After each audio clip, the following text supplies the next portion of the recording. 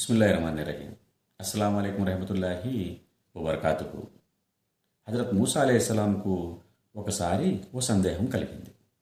విశ్వప్రభు అల్లాహ నాతో నేరుగా మాట్లాడతాడు. ఆయనతో నాకు ఎంతో సాన్నిహిత్యం ఉంది. అల్లాహ వద్ద నాకంటే ఎక్కువ సాన్నిహిత్యం కలిగిన వారు ఉన్నారా? వెంటనే మూసా అలైహిస్సలాం తూర్ పర్వతానికి వెళ్ళారు. విశ్వప్రభు అల్లాహను ఇలా అడిగారు: ఓ అల్లాహ, నాకు నీతో ఎంతో సాన్నిహిత్యం ఉంది. నేను నీతో నేరుగా మాట్లాడగలను.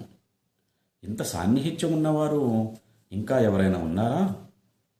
అప్పుడు కారుణ్యమూర్తి అల్లాహ ఇలా సెలవిచ్చాడు: ఓ మూసా, ప్రళయానికి ముందు ఓ సమాజం రానుంది. అంతిమ ప్రవక్త ముహమ్మద్ సల్లల్లాహు అలైహి వసల్లం అనుచరవర్గం అది. వారికి ఓ నెల కానుకగా ఇవ్వబడుతుంది. ఆ నెలలో వారు ఎండిన పెదాలు, తడారిన గొంతు, లోతుకుపోయిన కళ్ళు, ఆకలితో నకనకలాడే కడుపు.